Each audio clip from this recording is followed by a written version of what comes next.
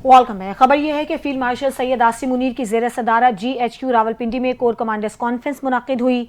ISPR के मुताबिक conference में मुल्की और इलाकाई सिक्योरिटी सूरत हाल, दहशत गर्दी के खिलाफ ऑपरेशंस और आलमी सतह पर बदलते सिक्योरिटी रुझानात का तफसीली जायजा लिया गया।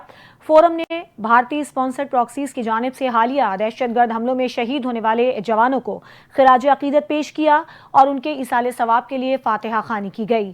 कॉन्फ्रेंस के शुरका ने वाज़े अल्फाज में अज़्म का इजहार किया कि हमारे शहदा का खून रायगा नहीं जाएगा। फोरम ने दहशत गर्द अनासिर, उनकी पुष्पनाही करने वाली क़ुव्वतों के खिलाफ सिक्योरिटी फोर्सेस की हालिया कामयाबियों को सराहते हुए कहा कि पाकिस्तानी अवाम का तहफ़्फ़ुज़ और सलामती मुसल्लह अफ़वाज की अव्वलीन तरजीह है। भारतीय हिमायत याफ्ता प्रॉक्सीज के खिलाफ हर सतह पर फैसलाकुन और जामे कार्रवाइयाँ जारी रखने पर भी जोर दिया गया।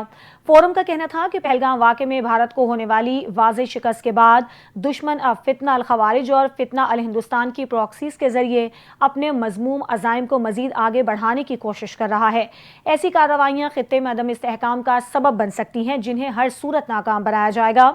आर्मी चीफ ने कहा कि भारत की जानिब से दो तरफा फौजी कशीदगी में तीसरे फरीक को शामिल करना उसकी ब्लॉक पॉलिटिक्स को फरोग देने की बेबुनियाद कोशिश है, जिसका मकसद खुद को नेट सिक्योरिटी प्रोवाइडर जाहिर करना है।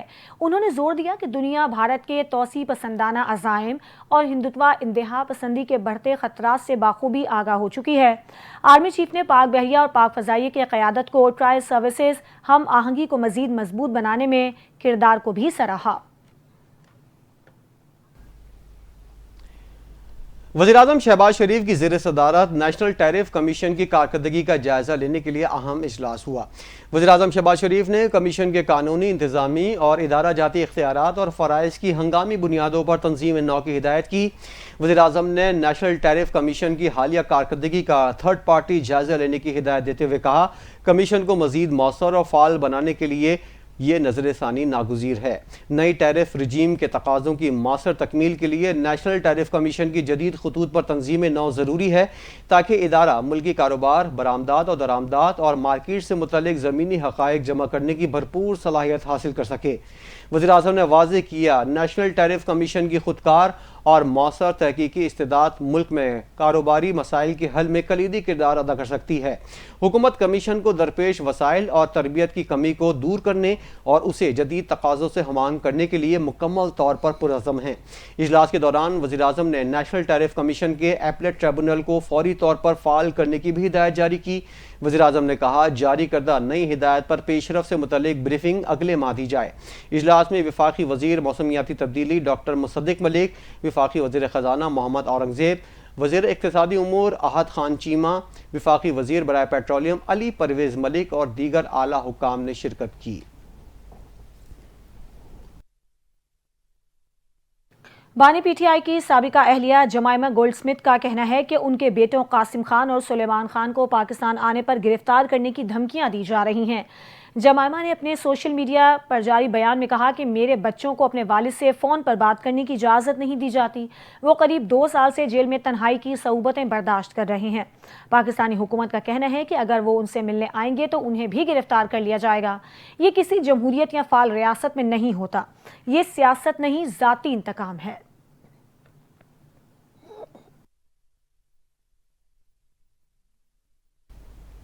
वज़ीर दाखिला मोहसिन नकवी ने सदर आसिफ ज़रदारी की तब्दीली से मुतल्लिक़ खबरों की सख्ती से तरदीद करते हुए कहा है कि फ़ील्ड मार्शल आसिम मुनीर के सदर पाकिस्तान बनने से मुतल्लिक़ कोई ख्याल ही मौजूद नहीं।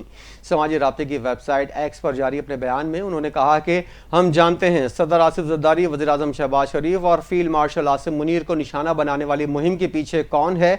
मैं वाज़ेह तौर पर कहना चाहता हूँ कि सदर आसिफ ज़रदारी से इस्तीफ़े से मुतल्लिक़ कोई बहस नहीं हुई। उन्होंने कहा, सदर ज़रदारी के मुसल्लह अफ़वाज की क़यादत से मजबूत और एहतराम पर मबनी ताल्लुक़ात हैं।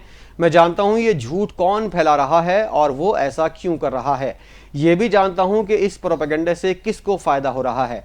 मोहसिन नकवी ने कहा कि फ़ील्ड मार्शल आसिम मुनीर की वाहिद तवज्जो पाकिस्तान का इस्तेहकाम और मजबूती है। मुल्क भर में 9 जुलाई तक होने वाली बारिशों में 87 अफराद जाँ बहक जबकि 149 जख्मी हुए। NDMA ने 26 जून से 9 जुलाई तक होने वाली बारिशों से नुकसान की रिपोर्ट जारी कर दी। NDMA की रिपोर्ट के मुताबिक खैबर पख्तूनख्वा में बारिशों के बायस मुख्तलिफ हादसात में 30 अफराद जाँ बहक जबकि 30 افراد زخمی ہوئے۔ پنجاب میں بارشوں کے باعث مختلف حادثات میں 29 افراد جاں بحق ہوئے جبکہ 77 افراد زخمی ہوئے۔ آزاد کشمیر میں بارشوں کی وجہ سے مختلف حادثات میں ایک شخص جاں بحق ہوا۔ سندھ میں بارشوں کی وجہ سے مختلف حادثات میں 16 افراد جاں بحق ہوئے۔ بلوچستان میں 11 افراد جاں بحق ہوئے۔ رپورٹ کے مطابق سب سے زیادہ جانی نقصان فلڈنگ کی وجہ سے ہوا۔ این ڈی ایم اے کی رپورٹ کے مطابق 24 گھنٹے کی دوران بارشوں کے باعث مختلف حادثات میں 6 افراد جاں بحق ہوئے۔ وفاقی وزیر توانائی اویس لغاری نے کہا ہے کہ صرف غریب آدمی نہیں بلکہ بڑی بڑی صنعتیں فرنس آئل پلانٹس بھی بجلی چوری میں ملوث ہیں۔ ایک بڑی صنعت جتنی بجلی چوری کرتی ہے اتنی چوری پورے ایک دیہات میں نہیں ہوتی۔ پریس کانفرنس کرتے ہوئے وفاقی وزیر نے کہا کہ ڈسکوز نے سال 2023-24 میں 591 ارب کے نقصانات کا بوجھ ڈالا۔ اگر یہ نقصانات نہ ہوتے تو ملک کا قرضہ اتارنے میں آسانی ہوتی۔ پوری حکومت اور کابینہ نے اس معاملے پر شدید تحفظات کا اظہار کیا۔ حکومت نے بڑے عزم کے تحت ان ڈسکوز کو ٹھیک کرنے کا فیصلہ کیا اور ڈسکوز کے بورڈ میں اپنی سوچ اور حکمت عملی کے تحت تعیناتی کی۔ پاور ڈویژن نے ڈسکوز میں سفارشات کا کلچر ختم کیا۔ اویس لغاری نے کہا کہ 1 سال کے بعد گڈ گورننس کے تحت ڈسکوز کے نقصانات کو کم کرنے میں کامیاب ہوئے۔ وزیر اعظم کی لیڈرشپ اور ڈسکوز کے بورڈز کا شکریہ ادا کرتا ہوں۔ 30 جون 2025 تک ڈسکوز کے نقصانات کو 191 ارب روپے کم کرنے میں کامیاب ہوئے۔ بانی پی ٹی آئی کی نااہلی پر فیض آباد احتجاج کیس میں وزیر اعلیٰ خیبر پختونخوا علی امین گنڈاپور کے وارنٹ اور اشتہاری کا اسٹیٹس برقرار۔ اسلام آباد کی انسداد دہشت گردی عدالت کے جج طاہر عباس سپرا نے بانی پی ٹی آئی کی نااہلی پر فیض آباد احتجاج کیس پر سماعت کی، جس کے دوران علی امین گنڈاپور عدالت میں پیش نہیں ہوئے۔ عدالت نے وزیر اعلیٰ خیبر پختونخوا علی امین گنڈاپور کے وارنٹ اور اشتہاری کا اسٹیٹس برقرار رکھتے ہوئے اسلام آباد پولیس کو پشاور ہائی کورٹ کے فیصلے پر عمل درآمد کرنے کا حکم دے دیا۔ اس کے علاوہ عدالت نے عامر محمود کیانی کو اشتہاری قرار دینے کی کارروائی شروع کر دی۔ علی امین گنڈاپور، فیصل جاوید اور دیگر کے خلاف تھانہ I-9 میں مقدمہ درج ہے۔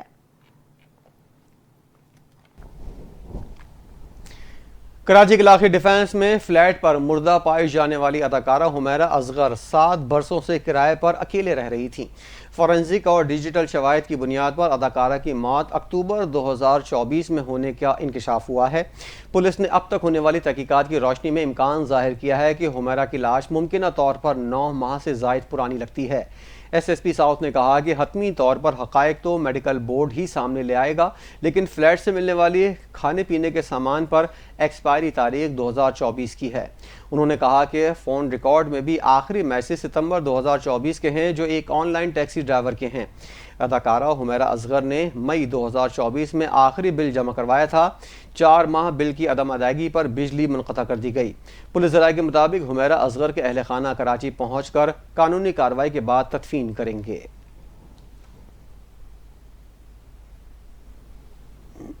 اینٹی کرپشن عدالت نے ٹیڈیب کرپشن کیس کے 9 مقدمات میں چیئرمین سینٹ یوسف رضا گیلانی کو بری کر دیا۔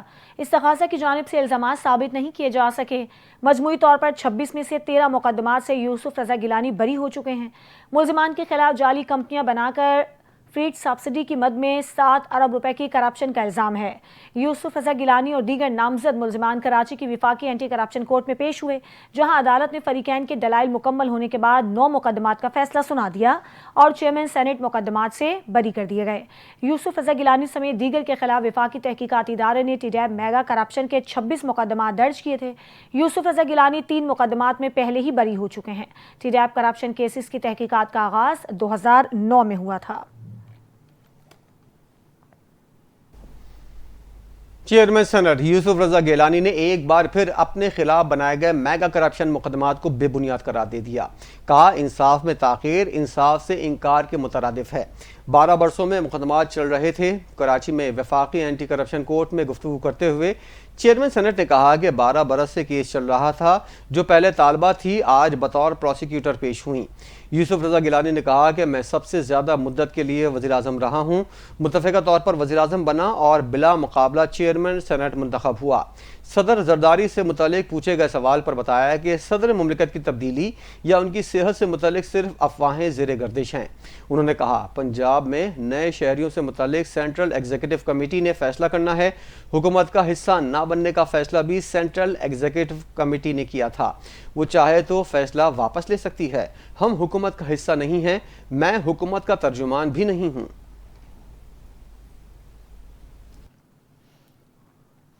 سیشن عدالت لاہور میں وزیر اعظم شہباز شریف کے بانی پی ٹی آئی کے خلاف 10 ارب ہرجانے کے کیس میں عدالت نے لیگل نوٹس کو ریکارڈ کا حصہ بنانے کی وزیر اعظم کی درخواست منظور کر لی۔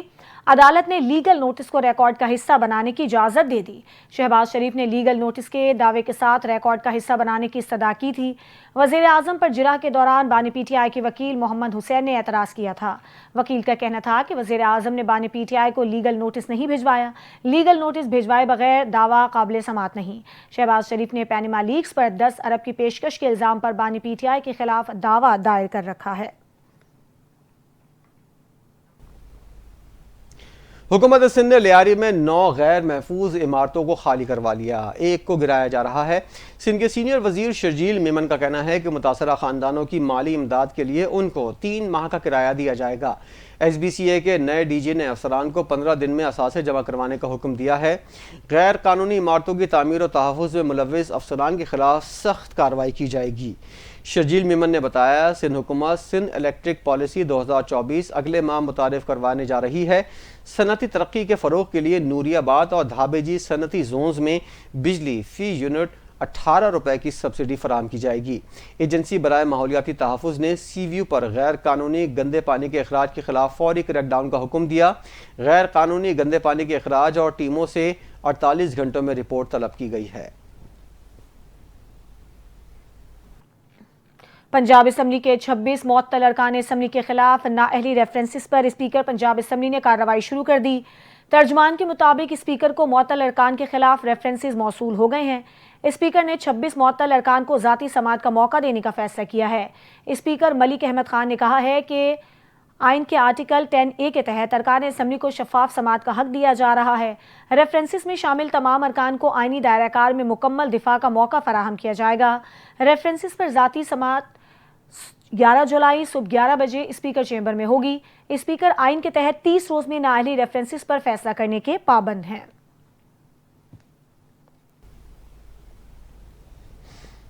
وزیراعظم شہباز شریف سے نانگا پربت سر کرنے والی پہلی قطری خاتون کوپہما شیخہ اسماء ثانی کی ملاقات۔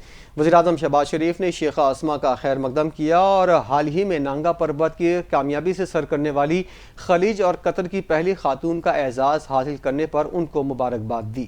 ملاقات کے دوران وزیراعظم نے اس اہم سنگ میل کو حاصل کرنے کے لیے شیخہ اسماء کی غیر معمولی ہمت اور عزم کو سراہا۔ وزیراعظم نے ایڈونچر اور کوہ پیمائی کے ذریعے دنیا بھر کی خواتین بالخصوص نوجوانوں کو بااختیار بنانے کی آگاہی فروغ کے لیے ان کی تعریف کی۔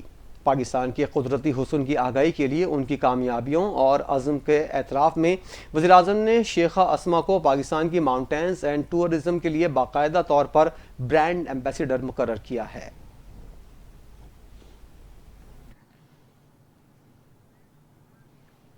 وفاقی وزیر مواصلات عبدالعلیم خان کا کہنا ہے کہ ایران کی اسرائیل کے خلاف کامیابی پر پاکستان کے لیے قابل فخر ہے۔ وفاقی وزیر مواصلات عبدالعلیم خان سے پاکستان میں ایران کے سفیر رضا امیر مقدم نے ملاقات کی۔ اس موقع پر اسرائیل اور ایران جنگی کے دوران شہید ہونے والوں کے لیے فاتحہ خوانی کی گئی۔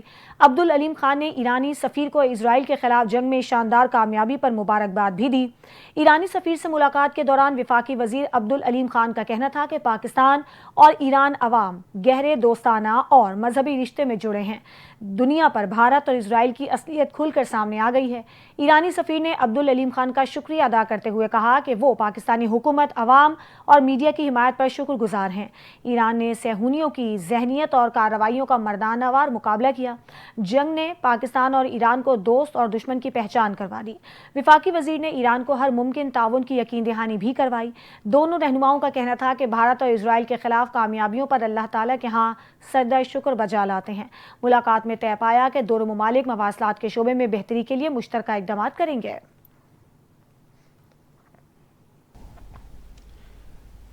وزیر اطلاعات پنجاب عظمہ بخاری نے کہا ہے کہ پی ٹی آئی دور میں عثمان بزدار، پرویز الہی اور فرح گوگی نے گندم کا پیسہ کھایا۔ عظمہ بخاری نے پریس کانفرنس کرتے ہوئے کہا کہ ایک فتنہ گروپ کا کام سازش کرنا اور فیک نیوز پھیلانا ہے۔ بڑے بڑے دانشور آڈٹ رپورٹ پڑھے بغیر تبصرہ کر رہے ہیں۔ ستھرا پنجاب کے بعد سدھرا پنجاب مہم شروع کی گئی ہے۔ پنجاب میں امن و امان برقرار رکھنا حکومت کی ذمہ داری ہے۔ انہوں نے کہا کہ لاہور میں ڈکیتی کے واقعات کی شرح میں 43% سے زائد کمی ہوئی۔ گجرات میں ڈکیتی کے واقعات کی شرح 23.5% کم ہوئی ہے، جبکہ ملتان میں ڈکیتی کے واقعات میں 50% کمی آئی۔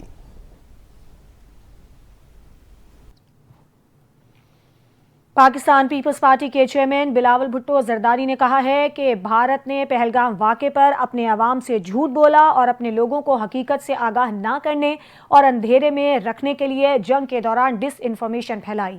بھارتی میڈیا کو دیے گئے انٹرویو میں چیئرمین پیپلز پارٹی بلاول بھٹو زرداری نے بھارت کی جانب سے پاکستان پر دہشت گرد گروپس کے حملوں کی اجازت دینے کے لیے الزامات کا جواب دیا اور کہا کہ پاکستان کسی بھی گروپ کو پاکستان سے باہر اور پاکستان کے اندر بھی دہشت گردی کی اجازت نہیں دیتا۔ ہم خود کئی دہائیوں سے دہشت گردی کا شکار ہیں۔ انہوں نے کہا کہ پاکستان نے دہشت گردی کے خلاف سب سے بڑی جنگ لڑی ہے اور ہم نے 92,000 شہریوں کی قربانی دی ہے۔ صرف پچھلے سال ہم نے 2000 دہشت گردی کے حملوں میں 1200 سے زائد شہریوں کا نذرانہ دیا ہے۔ ان کا کہنا تھا کہ دہشت گردوں نے اپنی کارروائیوں کا سلسلہ رواں برس بھی اس سے زیادہ تیز کر دیا ہے اور اگر یہ شرح رہی تو یہ سال پاکستان کی تاریخ میں سب سے خونی سال ہوگا۔ بلاول بھٹو نے کہا کہ میں دہشت گردی کے متاثرہ کے طور پر پہلگام واقعے کے متاثرین کے درد کو بہتر سمجھتا ہوں، جو کوئی اس کا تصور بھی نہیں کر سکتا۔ بلاول بھٹو نے کہا کہ وہ دن دیکھنا چاہتا ہوں جب بھارت اور پاکستان جام میں مذاکرات کریں جس میں دہشت گردی کا سلسلہ بھی شامل ہو اور اسی طرح ہم اس ناسور سے مل کر نجات حاصل کر سکتے ہیں۔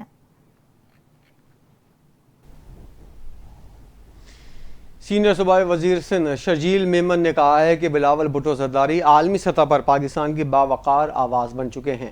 چیئرمین پیپلز پارٹی کے انٹرویو کے حوالے سے اپنے بیان میں شرجیل میمن نے کہا، چیئرمین بلاول بھٹو زرداری کا کرن تھاپر کو دیا گیا انٹرویو پاکستان کی ایک بڑی سفارتی کامیابی ہے۔ بلاول بھٹو نہ صرف نوجوان قیادت کے نمائندے ہیں بلکہ پاکستان کے لیے ایک باوقار اور عالمی آواز بنتے جا رہے ہیں۔ انہوں نے کہا دہشت گردی جیسے نہایت حساس موضوع پر بین الاقوامی سطح پر پاکستان کا مقدمہ جس اعتماد، تیاری اور تدبر سے پیش کیا گیا وہ قابل ستائش ہے۔ کرن تھاپر جیسے سخت گیر اور تجربے کار صحافی کے سامنے اس اعتماد سے بات کرنا اور انہیں دفاعی پوزیشن پر لانا بلاول بھٹو کی سیاسی بصیرت اور سفارتی مہارت کا ثبوت ہے۔ شرجیل میمن نے کہا کہ انٹرویو کے دوران کرن تھاپر پہلی بار الجھے اور غیر توازن نظر آئے، جبکہ بلاول بھٹو پورے مکالمے میں مدلل، پراعتماد اور واضح موقف کے ساتھ نمایاں رہے۔ کرن تھاپر وہی صحافی ہیں جن کے انٹرویو کے دوران نریندر مودی مائک اتار کر چلے گئے تھے۔ سندھ کے سینئر وزیر کا کہنا تھا کہ چیئرمین بلاول نے صرف کرن تھاپر کے سامنے ڈٹے رہے بلکہ گفتگو کا رخ اپنے حق میں بھی موڑ لیا۔ یہ انٹرویو صرف الفاظ کی ادائیگی نہیں بلکہ پاکستان کی مؤثر سفارتی نمائندگی تھا جس کی آج کے عالمی منظرنامے میں شدید ضرورت ہے۔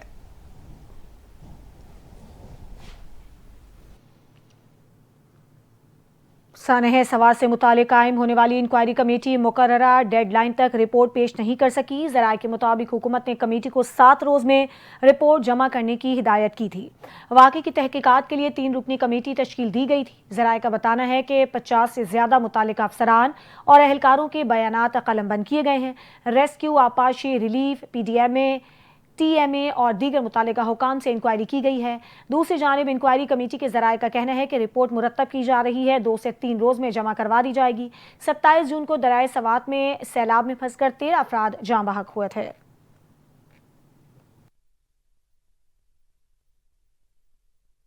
وزیر اعلیٰ پنجاب مریم نواز کی زیر صدارت خصوصی اجلاس میں محکمہ زراعت کے متعدد اہم منصوبوں پر غور کیا گیا۔ اجلاس میں green tractor programme, model agriculture, tube well solarisation, wheat programme, super seeder اور ایگری ٹرانسفارمیشن کے حوالے سے تفصیلی بریفنگ دی گئی۔ محکمہ زراعت کے پروجیکٹس کے فیز 2 کے آغاز کی اصولی منظوری دی گئی۔ مریم نواز نے گندم کے کاشتکاروں کو امدادی نرخ پر زرعی مداخلت کے فراہم کرنے کے لیے پلان طلب کر لیا۔ کسان کارڈ فیز 2 کے تحت 100 ارب روپے کے بلا سود لون کی منظوری دی گئی۔ مریم نواز نے کہا کہ گندم کے کاشتکاروں کو تنہا نہیں چھوڑیں گے، فصل کی کاشت سے پہلے نیا پروجیکٹ دیں گے۔ گرین ٹریکٹر پروگرام کے تحت اگست میں درخواستیں وصول کرنا شروع کی جائیں گی اور 20,000 ٹریکٹر پر سبسڈی دی جائے گی۔ مختلف اضلاع میں ماڈل ایگریکلچر مالز کی جولائی سے فعال کرنے کی ہدایت دی گئی ہیں، جبکہ زرعی انٹرنشپ پروگرام کے فیز 2 کے تحت 2,000 انٹرنز کی ٹریننگ ستمبر میں شروع ہوگی۔ وزیر اعلیٰ نے 5 سال میں 5 لاکھ زرعی ٹیوب ویلز کی سولرائزیشن مکمل کرنے کا ہدف مقرر کیا اور گندم کے کاشتکاروں کو مفت 1000 سے زائد ٹریکٹرز فراہم کرنے کی ہدایت کی۔ چین کے تعاون سے زرعی مشینری کی تیاری اور واٹر کورسز، زرعی زمین کی ٹیسٹنگ اور فلورنگ کلچر ریسرچ سینٹر کے قیام پر بھی کام جاری ہے۔ وزیر اعلیٰ پنجاب مریم نواز کی ہدایت پر اسموگ اور کلائمیٹ چینج کے اثرات میں کمی کے لیے پنجاب بھر میں مونسون شجرکاری مہم کے لیے تیاریاں مکمل کر لی گئی ہیں۔ سینئر وزیر پنجاب مریم اورنگزیب کا کہنا ہے کہ پنجاب حکومت کے اقدامات کلائمیٹ ایکشن ایجنڈے کے تحت عالمی ماحولیاتی اہداف کے ہم آہنگ ہیں۔ کمالیہ میں شجرکاری کے لیے 60 ایکڑ پر نرسری کے قیام اور مقامی درختوں کی لاکھوں اقسام کی افزائش مکمل ہو گئی ہے۔ نرسری میں شیشم، سنبل، سریس اور شہتوت کے قدرتی اور ماحول دوست درخت اگائے جا رہے ہیں۔ مریم اورنگزیب کا کہنا تھا کہ فی ایکڑ 40,000 شیشم اور شہتوت، 20,000 سنبل اور سیریز کی افزائش گرین کور میں واضح اضافہ متوقع ہے۔ مریم اورنگزیب کے مطابق مونسون شجرکاری سے درجہ حرارت میں کمی، زمینی کٹاؤ کی روک تھام اور ہوا کے معیار میں بہتری آئے گی۔ CMPP منصوبہ مقامی بائیو ڈائیورسٹی کے تحفظ، زمینی نمی برقرار رکھنے اور موسمی شدت کم کرنے میں اہم کردار ادا کرے گا۔